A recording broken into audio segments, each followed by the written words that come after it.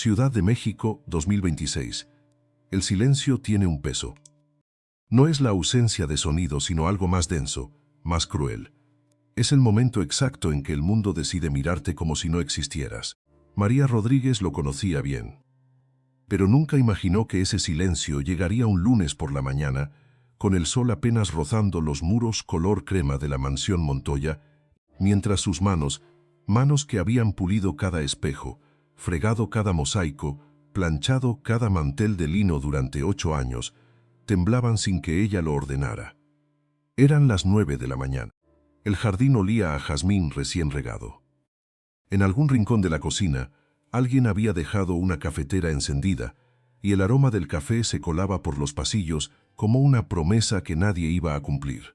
María estaba de pie, frente al escritorio de la señora Elena Vázquez, el ama de llaves jefa de la mansión, y algo en la postura de esa mujer, la espalda demasiado recta, los labios apretados como si guardaran un secreto que ya no quería guardar más, le dijo a María que este día no iba a parecerse a ningún otro. Había un collar sobre el escritorio, un collar de perlas, blancas, perfectas, dispuestas sobre una pequeña almohada de terciopelo azul como si fueran las únicas testigos de lo que estaba a punto de ocurrir. María lo miró. Lo reconoció de inmediato. Era el collar de la abuela Montoya, la pieza más antigua de la familia, la que nadie debía tocar. La señora Elena Vázquez no levantó la vista de inmediato. Dejó pasar 3 segundos, 4, 5. Cada uno de ellos cayó sobre los hombros de María como una piedra. Luego, con una calma que solo puede fabricarse cuando se ha planeado algo con mucho tiempo de anticipación, la supervisora cruzó los brazos sobre el pecho y habló. María, este collar fue encontrado entre las cosas del cuarto de limpieza, el cuarto del que usted es responsable. No fue una pregunta, fue una sentencia. María sintió que el suelo bajo sus pies se volvía inestable, como si la duela de madera pulida que ella misma había encerado tantas mañanas hubiera decidido, en ese momento preciso, traicionarla. Yo no lo toqué, dijo, y su voz sonó más pequeña de lo que quería. Más asustada, más sola. Elena Vázquez tampoco parpadeó. El valor declarado de esta pieza es de 50,000 pesos. Usted comprenderá que esto no es un asunto menor. Desde la puerta entreabierta del pasillo, Carmen, compañera de trabajo de María desde hacía 3 años, observaba la escena con los ojos muy abiertos y una mano apretada contra su propio pecho. Quería decir algo. Podía sentirlo en la garganta, ese impulso de lealtad que pugna por salir. Pero no dijo nada. El miedo tiene esa capacidad, convertir a las personas buenas en estatuas. Y en el jardín lateral, medio oculto detrás de uno de los rosales que María había aprendido a podar con cuidado para no lastimarse los dedos, estaba Lucas. Lucas Rodríguez. 7 años. Ojos oscuros y atentos, demasiado atentos para su edad.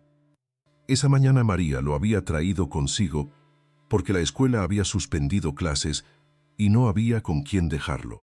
Le había dicho que se quedara sentado en el banco del jardín, que no molestara a nadie, que esperara. Y él había obedecido. Pero los niños de 7 años, que han aprendido a sobrevivir con una sola persona en el mundo, desarrollan un sexto sentido para detectar el peligro. Lucas había escuchado las voces. Había seguido el sonido.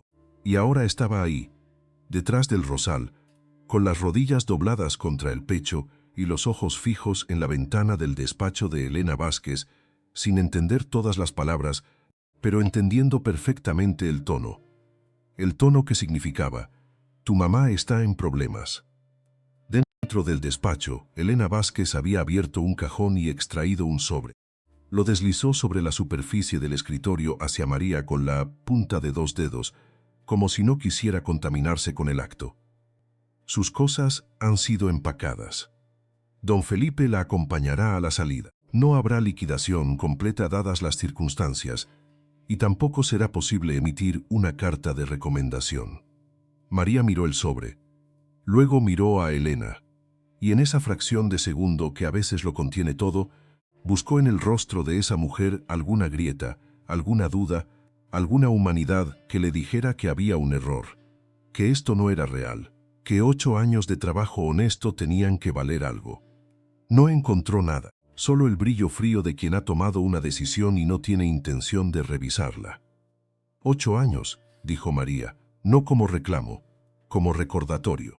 Como si creyera que las palabras podían hacer lo que las leyes y la justicia a veces no hacen, detener lo inevitable. 8 años durante los cuales se le pagó puntualmente, respondió Elena Vázquez, y en su voz no había crueldad visible, que es la peor forma de la crueldad. Eso no cambia lo que ocurrió. María no firmó nada, no recogió del sobre, sus manos seguían temblando. Quería gritar, quería volcar el escritorio. Quería arrancar esa almohada de terciopelo azul y arrojar el collar por la ventana y ver cómo las perlas rodan por el jardín como pequeñas lunas caídas. Pero no hizo nada de eso, porque María Rodríguez era de ese tipo de personas que guardan su tormenta muy adentro, en un lugar donde nadie puede verla, y la usan como combustible para seguir de pie cuando todo lo demás se ha derrumbado. Se dio la vuelta. Caminó hacia la puerta. Don Felipe, el portero de la mansión, ya estaba esperándola en el pasillo. Era un hombre mayor, de bigote entrecano y mirada que siempre había sido amable. Esa mañana tenía los ojos bajos. No la miró a la cara mientras la acompañaba hacia la entrada de servicio. Cargó la pequeña bolsa con las pertenencias de María, unos guantes de goma, una foto enmarcada de Lucas, una botella de crema para las manos, un rosario de madera que había pertenecido a su madre. Todo en una bolsa de plástico negra. 8 años de su vida, en una bolsa de plástico negra. Lo siento, señora María, murmuró don Felipe cuando llegaron a la puerta trasera, y lo decía en serio. Eso era lo que lo hacía más terrible, que hubiera personas que lo sentían de verdad y aún así lo dejaban pasar. El sol de la mañana golpeó el rostro de María cuando salió al exterior. La calle frente a la mansión Montoya era tranquila, bordeada de árboles altos y achenchachas que ella había visto miles de veces, pero siempre desde adentro, siempre desde el lado de las personas que pertenecían a ese lugar. Ahora estaba afuera, y la diferencia no era solo geográfica. Fue entonces cuando escuchó los pasos, pequeños, rápidos, desesperados. Lucas llegó corriendo desde el costado del jardín, esquivando el arbusto del portón, con esa agilidad que tienen los niños que no han aprendido todavía que hay lugares donde no está permitido correr. Se detuvo justo frente a ella. La miró, y en sus ojos oscuros había una pregunta que ningún niño de 7 años debería tener que formular. «Mamá, ¿ya no vamos a volver?» María se arrodilló frente a él en la acera. Lo tomó de los hombros con las 2 manos. Buscó en su interior algo que darle, alguna palabra que no fuera mentira pero que tampoco destruyera esa pequeña fortaleza que Lucas construía cada día con la confianza que tenía en ella. «No hoy», dijo al fin. «Hoy no», Lucas asintió, una sola vez, como si aceptara la respuesta aunque supiera que no era completa. Y luego metió la mano en el bolsillo de su pantalón, un pantalón azul oscuro con una mancha de pasto en la rodilla derecha, y sacó algo pequeño, un papel doblado, arrugado, con la letra torpe e inclinada de quien está apenas aprendiendo a escribir. Era un número de teléfono. María lo miró sin entender. «¿Qué es esto, mijo?» Lucas sió el ceño con esa seriedad que lo hacía parecer mucho más viejo de lo que era. «Es el número del señor Alejandro. Me lo enseñaste una vez, cuando vine contigo. Tú marcaste ese número cuando él dejó olvidado su portafolio. ¿Te acuerdas?» María recordó. Había sido hacía cosa de 1 año, una tarde en que había traído a Lucas consigo porque no tenía alternativa, y Alejandro Montoya, el dueño de todo ese mundo de mármol y silencio cuidado. Había olvidado su portafolio en la sala de reuniones. Ella había llamado al número personal directo. Él había contestado al segundo tono, y de alguna manera, en algún lugar de esa mente pequeña y extraordinariamente precisa de su hijo, ese número había quedado grabado. «Lucas», dijo María, y su voz era suave pero firme, «ese número no es para nosotros». «¿Por qué no?» «Porque el mundo no funciona así», quiso decirle. «Porque hay puertas que existen para no ser tocadas». porque el señor Alejandro Montoya es el hombre más poderoso de Grupo Montoya Internacional. Y nosotros vivimos en un departamento pequeño en la colonia Guerrero, donde el techo gotea cuando lluvia fuerte y el metro pasa cada 20 minutos. Pero no dijo nada de eso. Tomó el papel, lo guardó en su bolsillo, tomó la mano de su hijo y comenzaron a caminar. Lo que María no sabía, lo que no podía saber en ese momento, era que Lucas había memorizado algo más que el número. Había memorizado también la forma en que Alejandro Montoya le había hablado a su madre esa tarde. Hacía un año, cuando llegó a recoger el portafolio, sin mirarla desde arriba, sin el tono impaciente que usaba el resto del mundo cuando le hablaba a una empleada doméstica. La había mirado a los ojos, le había dicho gracias, y había añadido, con una naturalidad que no parecía calculada: lleva muchos años con nosotros, ¿verdad? Mi padre siempre decía que las personas leales son las más difíciles de encontrar. Lucas no había olvidado eso. Los niños no olvidan cuando alguien trata bien a su madre. Y mientras caminaban por la acera soleada, con la bolsa de plástico negro, balanceándose en la mano de María y el silencio de la mansión Montoya creciendo a sus espaldas como una sombra, Lucas apretó los dedos de su madre con la mano izquierda. Con la derecha, sin que ella lo viera, tocó el bolsillo de su pantalón, donde guardaba su propio papel doblado, con el mismo número, copiado en secreto, antes de salir del jardín, porque Lucas Rodríguez tenía 7 años, pero había entendido algo que los adultos a su alrededor habían olvidado o descartado o preferido ignorar. Que a veces la única persona con el poder de arreglar algo es exactamente la persona a quien nadie se atrevería a llamar. Esa misma tarde, desde el pequeño departamento de la colonia Guerrero, mientras su madre lloraba en silencio en la cocina, creyendo que él no podía escucharla, Lucas Rodríguez iba a tomar el teléfono. Iba a marcar ese número, y lo que diría en menos de 5 minutos iba a desencadenar una tormenta que ninguno de los que esa mañana habían sonreído con la frialdad del poder podría prever ni detener. Pero eso todavía no había ocurrido. Por ahora, solo existía una mujer caminando por una acera con el sol golpeándole la nuca, una bolsa de plástico negro en la mano, y su hijo a su lado. Por ahora, solo existía el peso de 8 años que se deshacían en una mañana. El collar de perlas sobre la almohada de terciopelo azul. La voz de Elena Vázquez, plana como una puerta cerrada. Los ojos bajos de don Felipe, y una pregunta que flotaba en el aire de Ciudad de México, sin respuesta todavía, sin forma todavía, pero real y viva y urgente como el latido de un corazón que se niega a rendirse. ¿Quién había puesto ese collar en el cuarto de limpieza? María no lo sabía, todavía no, pero alguien sí lo sabía. Y ese alguien, en ese mismo momento, estaba de regreso en la mansión Montoya, reorganizando papeles sobre un escritorio, con las manos perfectamente quietas, y una pequeña sonrisa que no llegaba a los ojos, porque las sonrisas que vienen del miedo nunca llegan a los ojos. El collar de perlas de la abuela Montoya descansaba de nuevo en su lugar, en el estuche de terciopelo azul, que ahora estaba guardado en el cajón más profundo de ese escritorio. Y el nombre en la puerta del despacho decía, Elena Vázquez.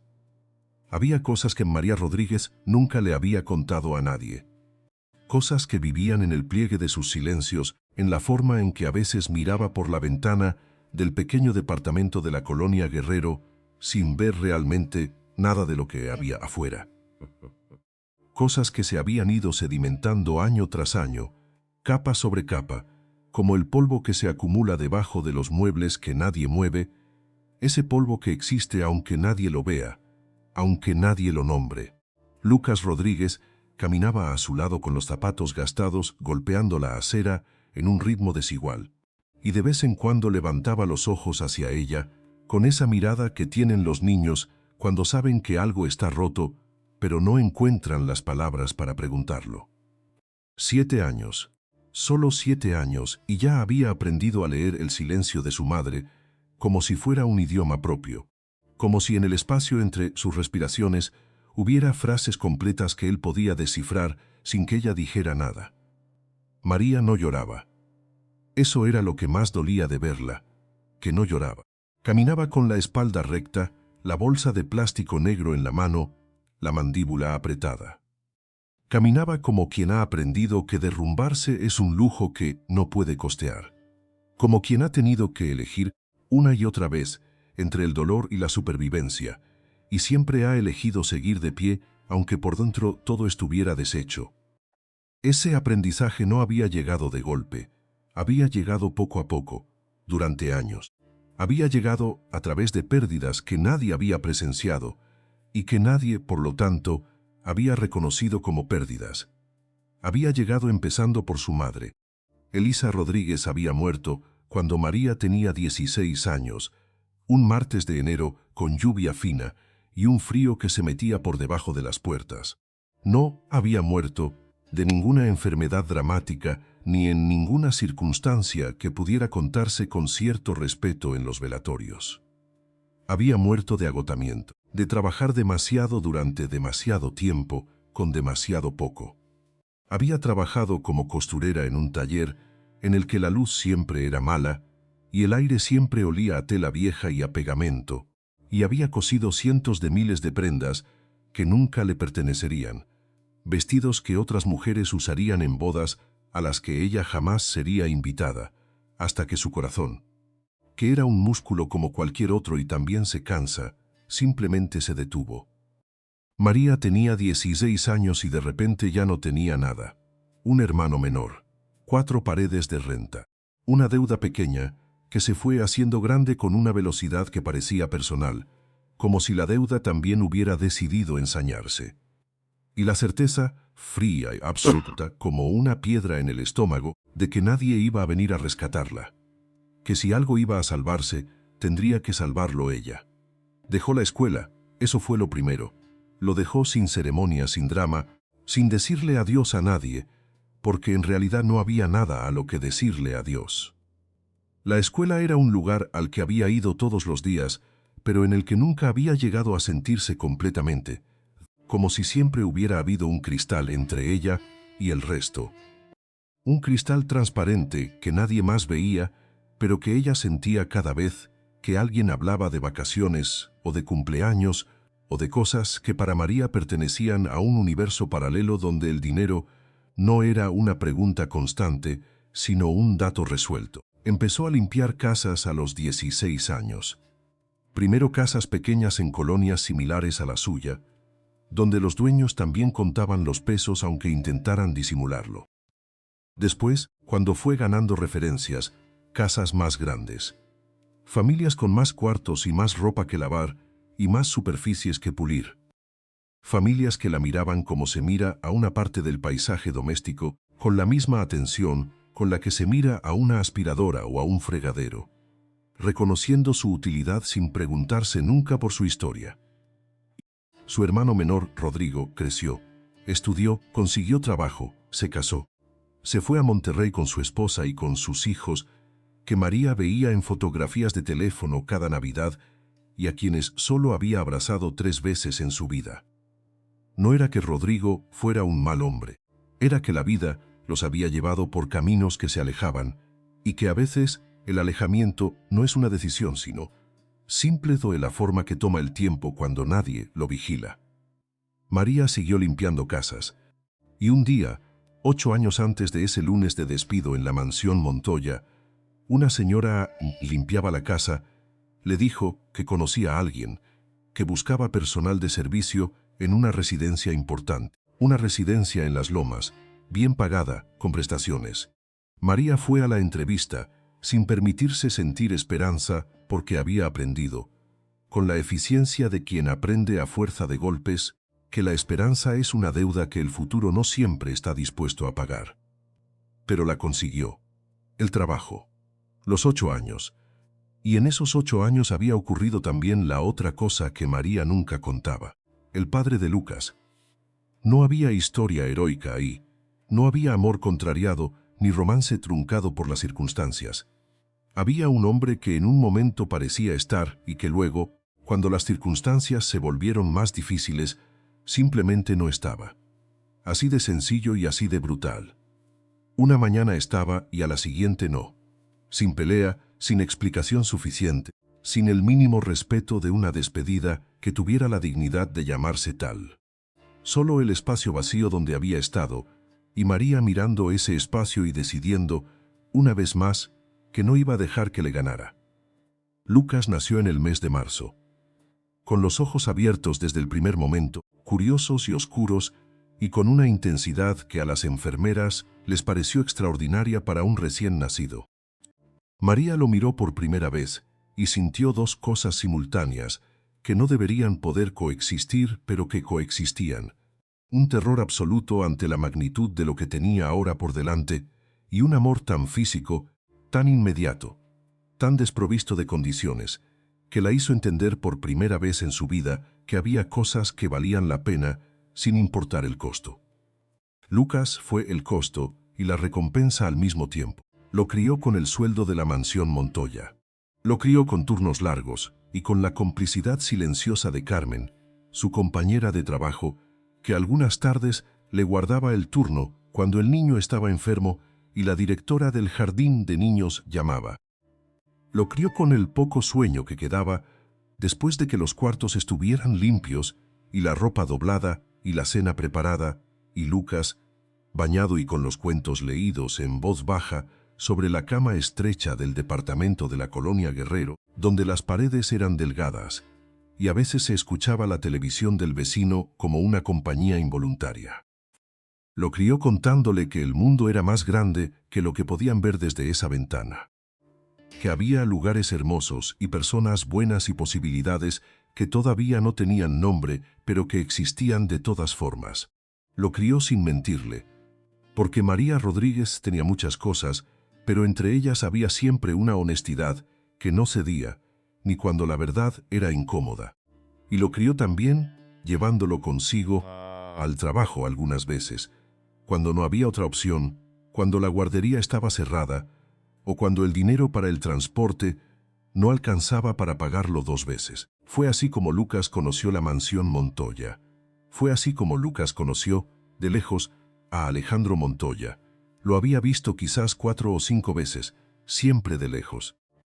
Un hombre alto que cruzaba el jardín con pasos largos, o que hablaba por teléfono junto a la fuente de piedra gris, absorto en conversaciones que pertenecían a un mundo que nada tenía que ver con el de Lucas.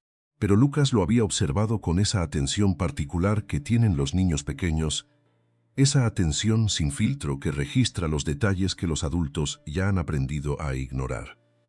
Y en una de esas tardes, Alejandro Montoya había mirado en la dirección equivocada, o quizás en la dirección correcta, y había visto a un niño de pelo oscuro sentado en el borde del sendero del jardín, con un libro de dibujos sobre las rodillas, mirándolo. Y Alejandro Montoya, en lugar de apartar la mirada como hacían la mayoría, había hecho algo que Lucas no olvidó. Levantó la mano. Un saludo breve, casi imperceptible. El tipo de gesto que se hace sin pensarlo, y que sin embargo significa todo porque lleva implícito el reconocimiento de que el otro existe, de que el otro merece ser visto. Lucas levantó la mano también, y sonrió. María no había visto ese intercambio, estaba adentro, puliendo los espejos del corredor oeste. Pero Lucas lo guardó con esa precisión que tienen los niños para almacenar los momentos que los adultos descartarían por insignificantes. Ahora, caminando por la acera bajo el sol del lunes, Lucas apretó la mano de su madre. María bajó la mirada hacia él, y en la cara de su hijo vio algo que no esperaba ver. No miedo, no tristeza, sino una especie de determinación serena que la desconcertó, que casi la hizo detenerse en seco. Era una expresión demasiado antigua para una cara de 7 años. Una expresión que ella reconoció porque era la misma que había visto en el espejo miles de veces. Esa expresión de quien ya decidió algo, aunque todavía no lo haya dicho en voz alta. Ella no preguntó qué estaba pensando. Siguió caminando, y Lucas también siguió caminando, con esa determinación quieta y silenciosa, con algo en los ojos que era casi como un plan. María no lo sabía, no podía saberlo todavía. Pero en el bolsillo del pantalón de Lucas doblado con cuidado en un cuadrado pequeño y gastado por los pliegues de tanto abrirlo y cerrarlo, había un papelito. Un papelito que un día, meses atrás, había encontrado en el suelo del jardín de la mansión, cerca del sendero donde solía sentarse a esperar a su madre. Un papelito con números escritos a mano, con una tinta azul ya un poco desvaída. Lucas no sabía leer todos los números, pero sabía marcarlos.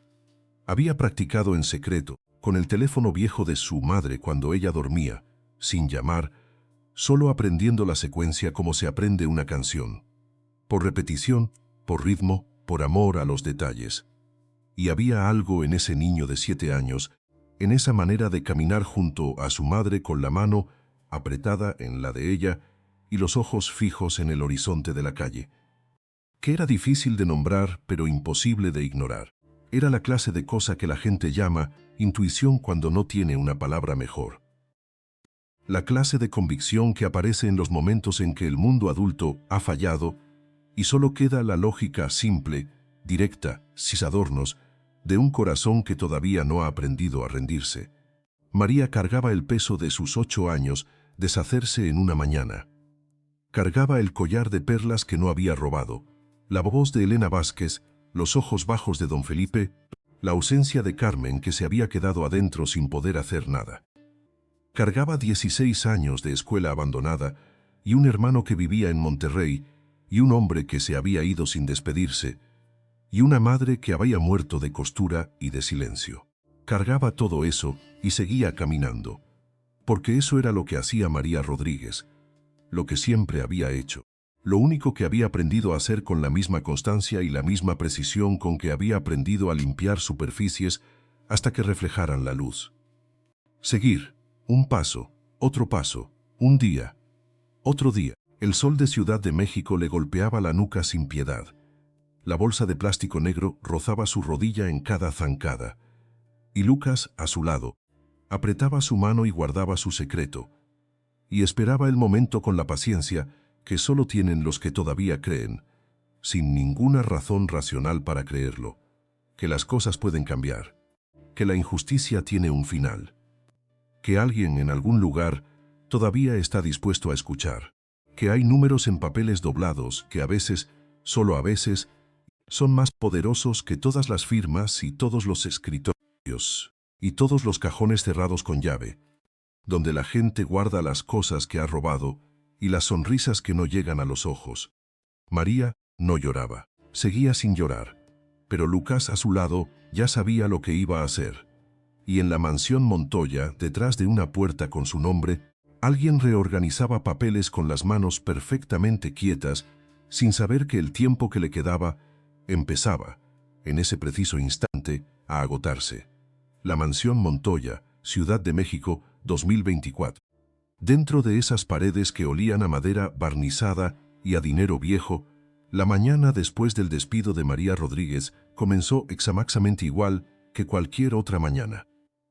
El sol entró por los ventanales de 4 metros. Las cortinas de lino crudo se movieron apenas, como si ni el aire se atreviera a hacer demasiado ruido. Las superficies que María había pulido durante 8 años seguían reflejando la luz con la misma exactitud silenciosa. Solo que ahora había otras manos que las tocaban.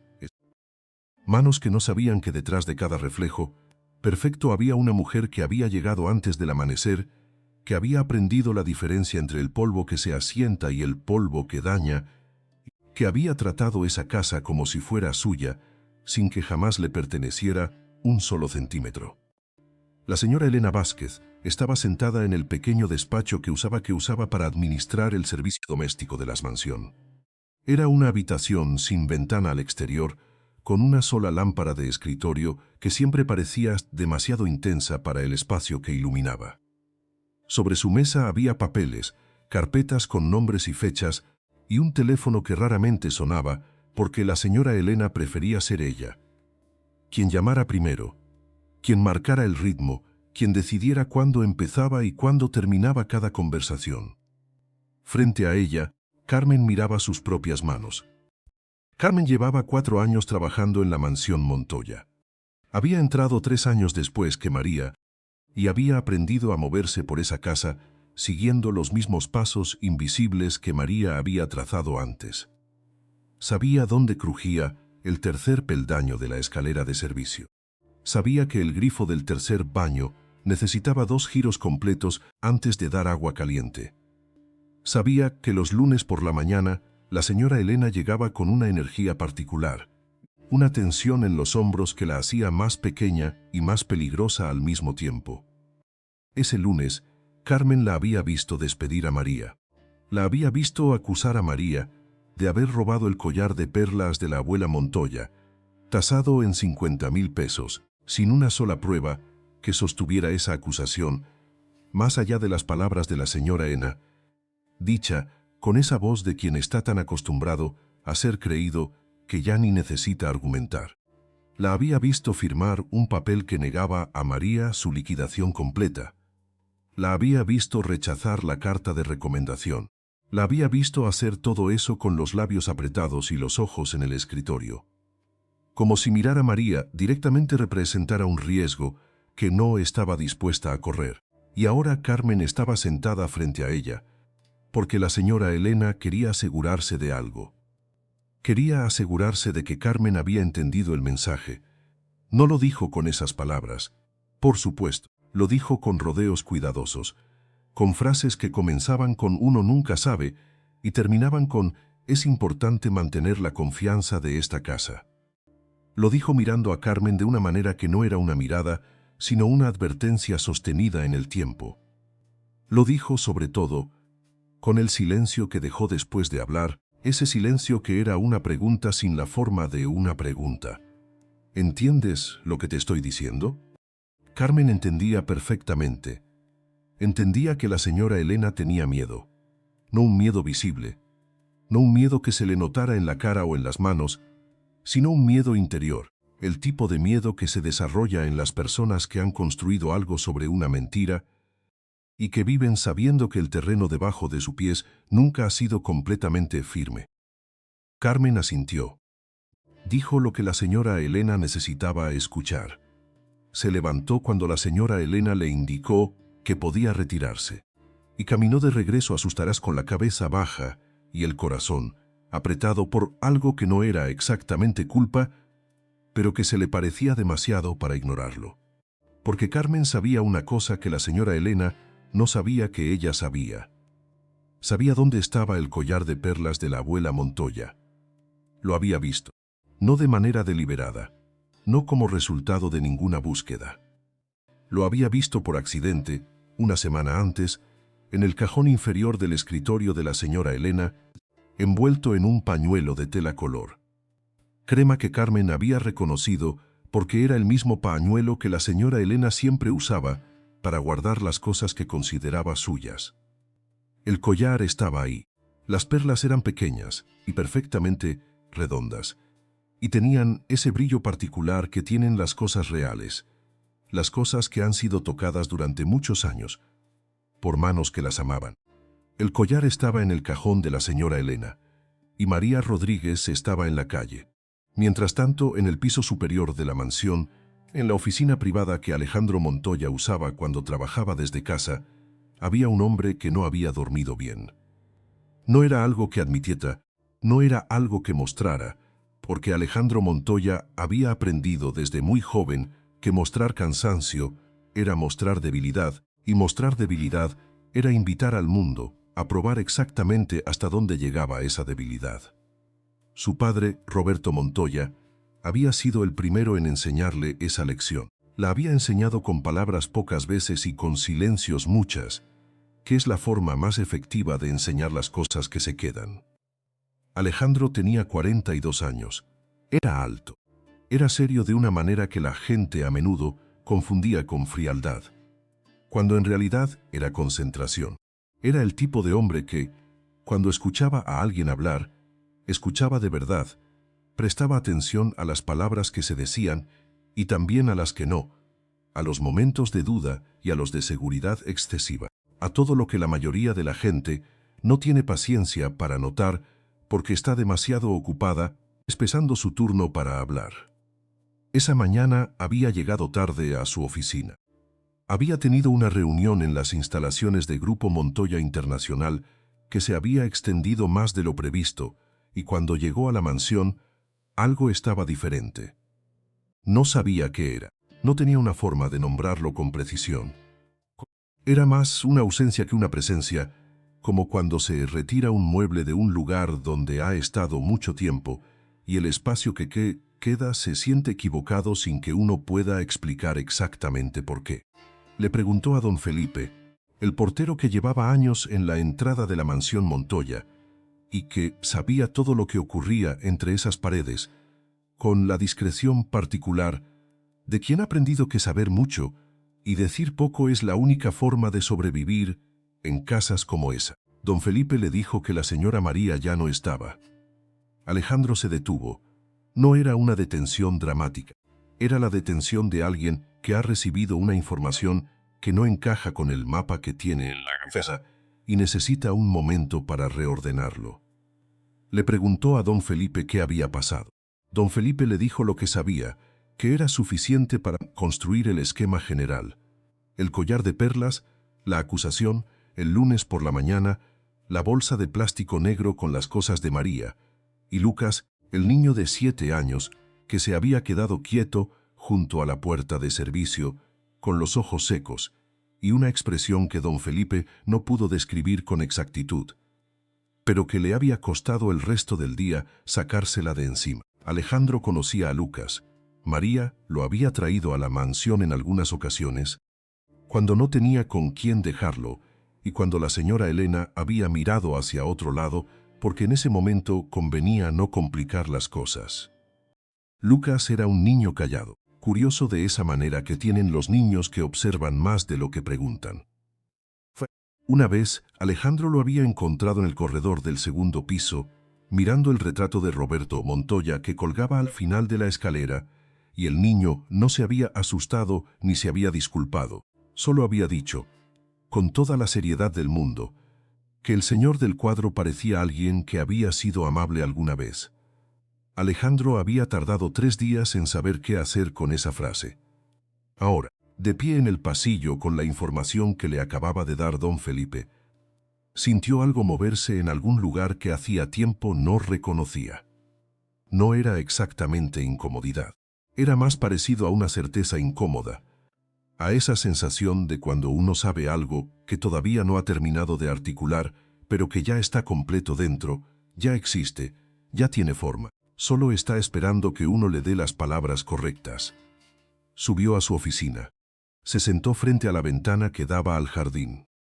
El jardín de la mansión Montoya era impecable, como todo lo demás, simétrico y perfectamente mantenido y tan bello de una manera tan calculada que a veces resultaba difícil encontrar dentro de él algo que se pareciera a lo natural.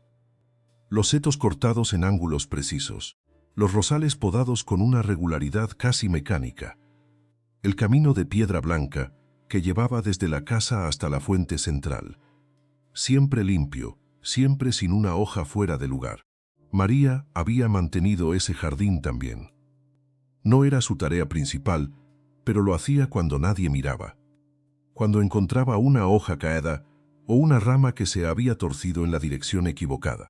Lo hacía como hacía todo, con esa atención al detalle que no era perfeccionismo, sino algo más antiguo y más genuino. El cuidado de alguien para quien las cosas importan porque ha aprendido a la fuerza el costo de que se rompan. Alejandro lo sabía porque lo había notado. No porque nadie se lo hubiera dicho. Lo había notado él solo, con esa capacidad de observación que era su manera de estar en el mundo. Había notado que el jardín era mejor los días después de que María había estado en él. Había notado que ciertas superficies en la casa tenían una calidad diferente cuando ella había sido quien las había tratado. Había notado, sobre todo, que en 8 años María Rodríguez no había faltado un solo día sin previo aviso, no había roto nada que no fuera reemplazable, no había tomado nada que no le correspondiera. Y ahora la habían acusado de robar el collar de perlas de su abuela.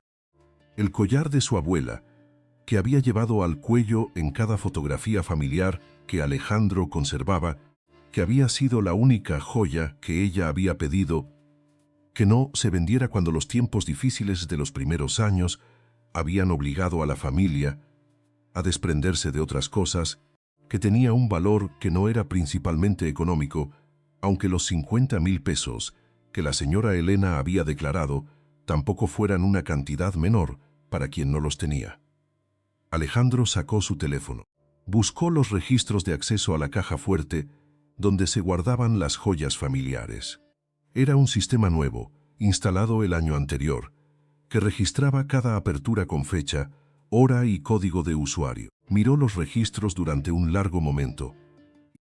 Los últimos 3 accesos a esa caja fuerte no correspondían al código de María Rodríguez. No correspondían al código de ninguna empleada doméstica. Correspondían a un código que Alejandro reconoció de inmediato porque era un código administrativo, uno de los pocos que tenían acceso a esa sección de la casa. El código de la señora Elena Vázquez. Alejandro no dijo nada. No en voz alta, no al teléfono, no a nadie. Se quedó quieto durante lo que pareció un tiempo muy largo y que en realidad fueron solo unos segundos, y en esos segundos algo terminó de completarse dentro de él. Algo que había comenzado a formarse en el momento en que don Felipe le habló de Lucas, parado junto a la puerta de servicio con esa expresión que no tenía nombre pero que costaba olvidar. El peso del orgullo ajeno es una cosa extraña. No pesa sobre quien lo carga voluntariamente. Pesa sobre los que están debajo, sobre los que trabajan mientras otros deciden, sobre los que cuidan lo que otros poseen, sobre los que mantienen el reflejo perfecto de una vida que no es la suya, y que en el momento en que ya no resultan convenientes, son acusados de haber tomado algo que jamás tocaron. Ese peso, Alejandro lo había visto durante años sin nombrarlo así. Lo había visto en la manera en que la señora Elena hablaba con el personal. En los silencios calculados, en las instrucciones que eran más órdenes que comunicación, en esa forma particular de tratar a las personas que las convierte en funciones antes que en seres humanos. Lo había visto y lo había dejado existir porque era más cómodo no verlo, porque era más simple concentrarse en los números de Grupo Montoya Internacional y en las reuniones y en los contratos y en todo lo que constituía el mundo visible y medible de su vida. Pero había un niño de 7 años que se había quedado parado junto a la puerta de servicio con una expresión que don Felipe no podía describir. Y había un collar de perlas cuyo registro de acceso señalaba en una dirección muy clara. Y había una mujer que había cuidado esa casa durante 8 años y que esa mañana había salido por la puerta de servicio con una bolsa de plástico negro y un niño de la mano y sin la liquidación que le correspondía y sin la carta de recomendación que había ganado cada uno de los 2.920 días que había trabajado ahí. Alejandro Montoya era un hombre silencioso. No era pasivo, no era indiferente. Era simplemente el tipo de hombre que no actúa hasta que entiende completamente lo que está viendo, y que cuando entiende completamente lo que está viendo, actúa con una precisión que no deja espacio para esa duda ni para la apelación.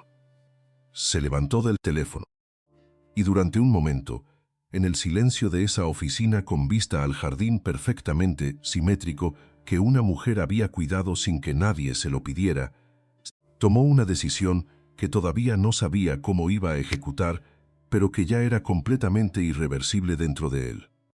Porque había algo que la señora Elena Vázquez no sabía, algo que los poderosos que aplastan a los humildes rara vez contemplan cuando calculan sus movimientos. Que no todos los que observan en silencio observan por indiferencia, que algunos observan porque están aprendiendo, que algunos acumulan lo que ven con la misma precisión y la misma paciencia con que María Rodríguez hacía acumulado 8 años de trabajo honrado, y que cuando finalmente deciden hacer algo con todo lo que han acumulado, el resultado no se parece en nada a lo que los que conspiraron esperaban. En la colonia Guerrero, en un pequeño departamento, donde el sol de la tarde entraba oblicuo por una ventana que daba al patio interior, María Rodríguez todavía no lloraba, y Lucas, sentado en la única silla de la cocina con los pies sin llegar al suelo, Sostenía en la mano un papel doblado en 4 partes y miraba el teléfono que estaba sobre la mesa con una concentración que era demasiado grande para un niño de 7 años. Y exactamente la correcta, para alguien que ha decidido que ya es momento de hacer lo único que todavía no se ha intentado. El mundo de los poderosos seguía girando en la mansión Montoya, pero algo silencioso e inevitable como el agua que encuentra su camino a través de la roca más dura, había comenzado ya a moverse. Lucas no movió los pies, no parpadeó. Sostuvo el papel doblado en 4 partes como si fuera algo frágil, algo que podría deshacerse si lo apretaba demasiado, y durante un momento que se extendió más allá de lo que los relojes miden, simplemente miró el número escrito con la letra redonda y cuidadosa de su madre. María lo había anotado meses atrás, en un momento en que Alejandro Montoya había dicho, sin darle mayor importancia, que si alguna vez necesitaba algo, que lo llamara directamente. Lo había dicho de esa manera en que los poderosos dicen ciertas cosas, como si fueran un gesto de cortesía, y no una promesa real. María había anotado el número de todas formas, porque ella era de las personas que creen que las palabras, incluso las que se dicen a la ligera, merecen ser guardadas. Lucas sabía que ese papel existía. Lo había visto en el cajón de la cocina docenas de veces, entre recibos de luz y estampitas de santos y una fotografía de sus abuelos que ya no estaban. Y esa tarde, mientras su madre miraba a la pared sin ver nada, mientras el sol entraba oblicuo y polvoriento por la ventana que daba al patio interior, Lucas había abierto el cajón sin hacer ruido y había tomado el papel, porque tenía 7 años y porque había visto llorar a su madre sin que ella supiera que él la veía.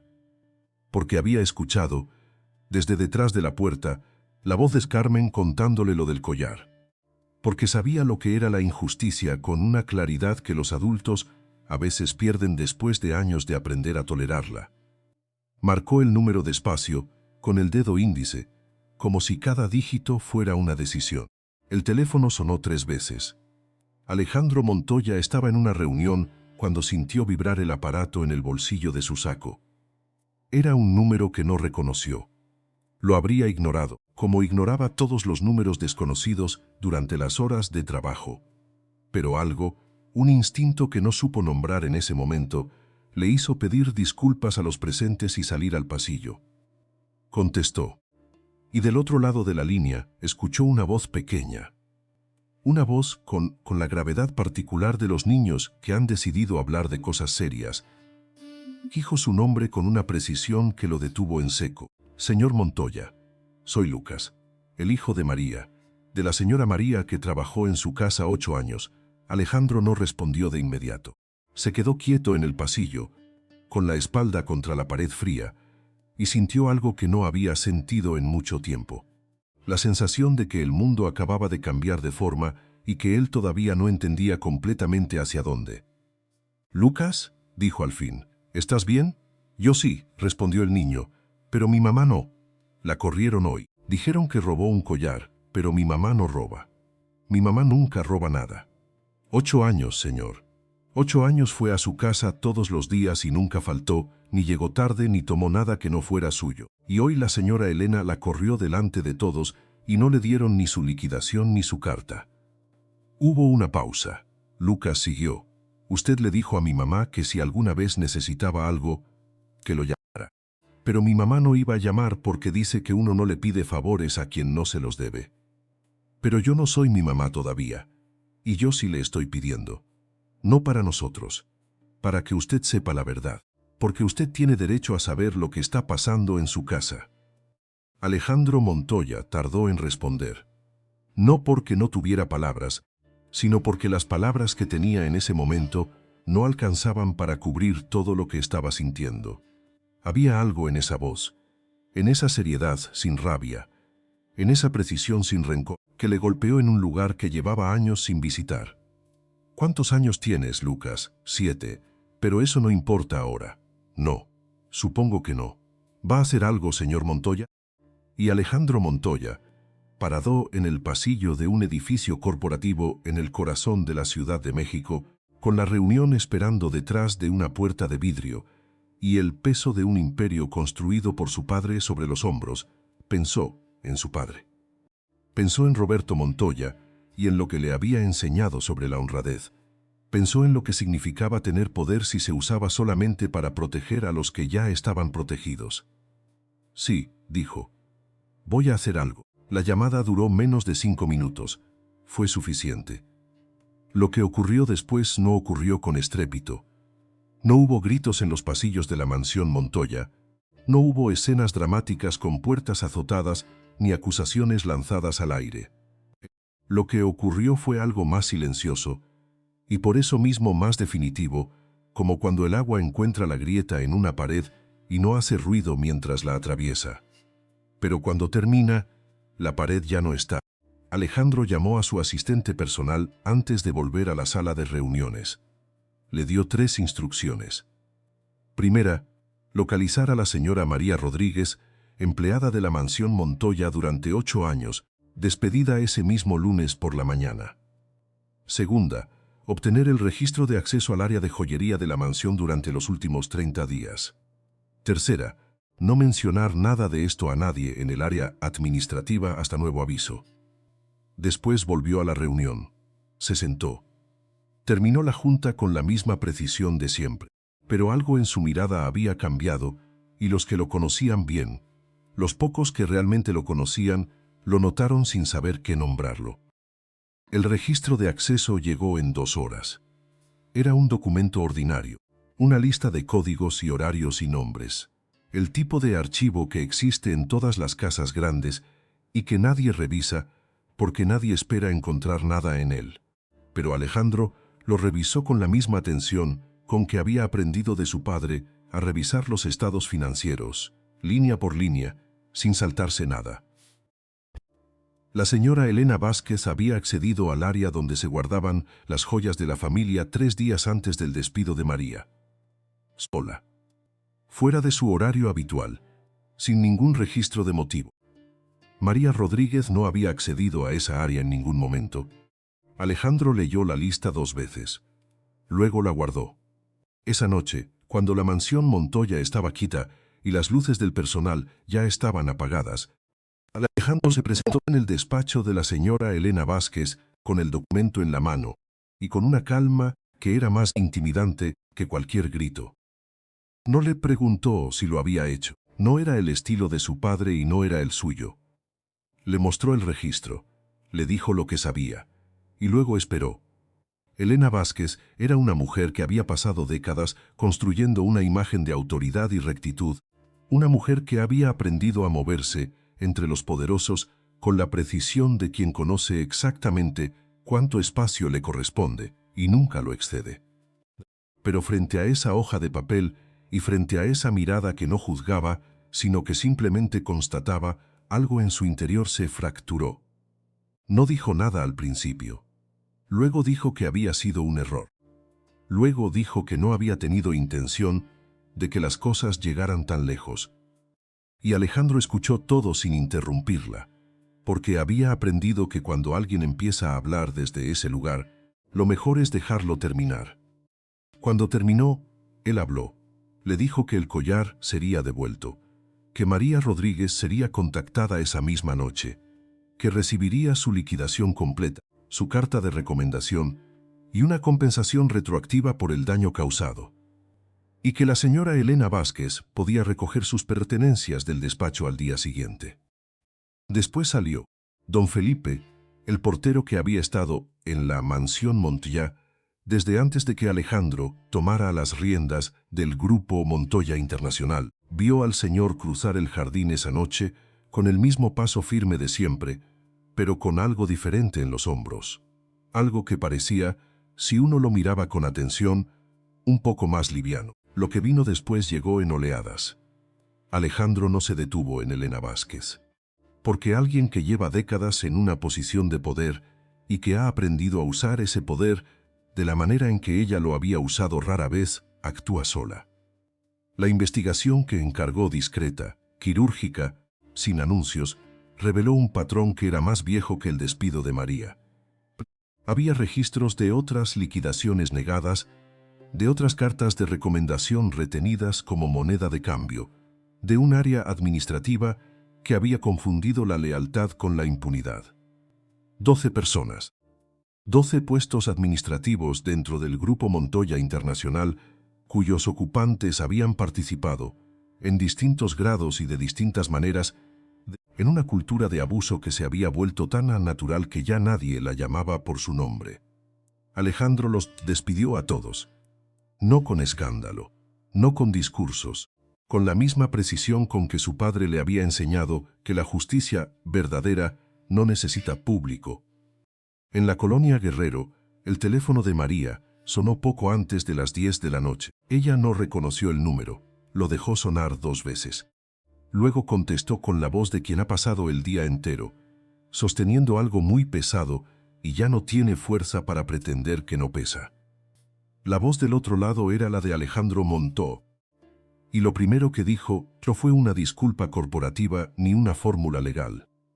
Lo primero que dijo fue su nombre, el de ella, y luego dijo que sabía lo que había pasado y que era una injusticia y que lo lamentaba. María no habló por un momento, luego preguntó, en voz muy baja, cómo lo sabía, y Alejandro le dijo que un hombre muy serio, de 7 años, lo había llamado esa tarde y le había explicado la situación con una claridad que él no había esperado y que no iba a olvidar pronto. Fue la primera vez en todo ese día que algo dentro de María Rodríguez se soltó. No lloró ruidosamente, no fue ese tipo de llanto. Fue el llanto quieto de quien ha estado aguantando tanto tiempo que cuando finalmente puede soltar, el alivio y el agotamiento llegan al mismo tiempo y ya no se puede distinguir uno del otro. Lucas, que estaba fingiendo dormir en el cuarto de al lado, escuchó el cambio en la respiración de su madre y supo, con esa certeza silenciosa, que tienen los niños que han aprendido a leer el mundo a través de las personas que aman, que algo había mejorado. Cerró los ojos. Los días que siguieron fueron distintos. María volvió a la mansión Montoya, pero no de la manera en que había salido. Volvió con su liquidación pagada, con su compensación retroactiva depositada en su cuenta, con una carta de recomendación firmada por Alejandro Montoya personalmente, y con una oferta de recontratación que incluía un aumento que ella nunca habría pedido, porque nunca había aprendido a pedir lo que merecía. Lo había aprendido a ganar, lo había aprendido a cuidar, pero pedirlo era otro idioma y ese idioma todavía le costaba. Aceptó. No porque necesitara de la mansión Montoya para sobrevivir. Ya había demostrado, 8 años de lunes a lunes, que sabía cómo sostenerse. Aceptó porque era justo. Porque el trabajo que había hecho con las manos y con el corazón durante todos esos años merecía ser reconocido en el lugar donde había sido hecho. Don Felipe la vio entrar por la puerta principal esa primera mañana de regreso y no dijo nada. Porque don Felipe era un hombre que entendía que ciertos momentos no necesitan comentario. Pero la miró de la manera en que se mira a alguien a quien uno ha visto injuriado y a quien ve ahora reparado, con esa mezcla de alivio y de satisfacción tranquila que no tiene un nombre preciso pero que todos reconocen cuando la sienten ser. Carmen la estaba esperando adentro. Se abrazaron sin decir nada, y en ese silencio estaba todo lo que habría tomado horas decir con palabras. Alejandro Montoya no convirtió esa historia en una lección pública. No la usó como demostración de nada. No la anunció en los pasillos del corporativo ni en los boletines internos del Grupo Montoya Internacional. Lo que hizo fue más simple y por eso mismo más duradero. Revisó los protocolos, cambió los procedimientos para que ningún empleado pudiera ser despedido sin una investigación documentada. Creó un canal directo, sin intermediarios, para que cualquier persona del personal pudiera reportar irregularidades, pequeñas cosas. Cosas que no generan titulares. Cosas que son la diferencia entre un sistema que protege a los que tienen poder sobre los que no lo tienen, y uno que intenta, al menos, ser justo. Lucas volvió a visitar la mansión algunas semanas después, en una de esas tardes en que María tenía que quedarse más tiempo y no había con quién dejarlo.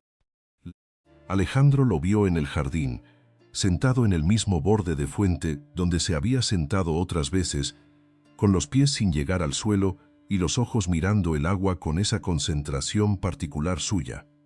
Se acercó, le dijo que lo que había hecho no había sido fácil. Que llamar a un desconocido, adulto, poderoso, para decirle la verdad, requería un tipo de valentía que mucha gente nunca desarrolla. Lucas lo miró con esos ojos que no guardaban rencor ni adulación, solo esa seriedad suya de siempre, y dijo algo que Alejandro guardó sin repetirlo durante mucho tiempo. Dijo que no había sido valentía, que valentía era lo que su mamá había hecho durante 8 años, que él solo había marcado un número. Alejandro no respondió de inmediato. Luego asintió despacio, como quien recibe algo que sabe que va a necesitar. Hay historias que comienzan con una injusticia y terminan con una reparación. Hay historias que demuestran que el poder, cuando se ejerce desde la honradez y no desde el miedo, puede hacer cosas que nadie esperaba. Hay historias que nos recuerdan que los que observan en silencio no siempre observan por indiferencia, que algunos acumulan lo que ven con precisión y paciencia, y que cuando finalmente actúan, lo hacen con una claridad que descoloca a todos los que creyeron que el silencio era sinónimo de resignación. Pero esta historia no es, en el fondo, sobre la justicia que llegó. Es sobre el amor que la hizo posible. El amor de una madre que sostuvo a su hijo a través de 8 años de trabajo invisible y honrado. El amor de un hijo de 7 años que no sabía que lo que estaba haciendo era extraordinario porque para él era simplemente lo único que podía hacer. El amor de un hombre que recordó, en el momento justo, lo que su padre le había enseñado sobre la diferencia entre tener poder y saber para qué sirve. María Rodríguez no pedía que el mundo fuera perfecto. Nunca lo había pedido. Solo pedía que fuera justo. Y en esa tarde de lunes, en un pequeño departamento de la colonia Guerrero, donde el sol entraba oblicuo por una ventana que daba al patio interior, su hijo de 7 años había tomado un papel doblado en 4 partes, había marcado un número y había hecho posible lo que ella sola, desde la dignidad y el orgullo que la definían, nunca se habría permitido intentar. A veces la justicia llega porque alguien con poder decide usarlo bien. A veces llega porque alguien sin poder decide que todavía le queda una cosa por intentar. Y a veces, en las mejores historias, llega porque ambas cosas ocurren al mismo tiempo, en el mismo instante, cuando una voz pequeña y seria y completamente sin miedo marca un número y dice: «Usted tiene derecho a saber la verdad». Eso fue lo que Lucas hizo, nada más, nada menos, todo.